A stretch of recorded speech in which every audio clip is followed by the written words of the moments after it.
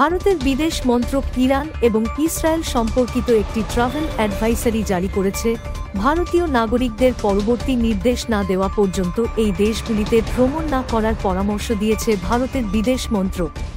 শুক্রবার প্রকাশিত অ্যাডভাইসারিতে ভারতীয়দের ওই এলাকায় সতর্ক থাকতে এবং এই সময়ে এই অঞ্চলে ভ্রমণ এড়িয়ে চলতে বলা হয়েছে।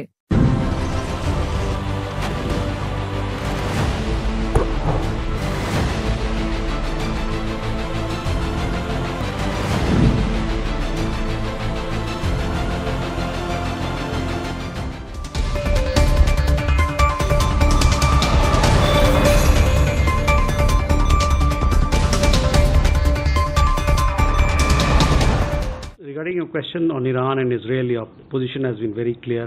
We have a certain position on Israel, on the ongoing developments there. In regard to Iran also, we had the visit of our External Affairs Minister to that country.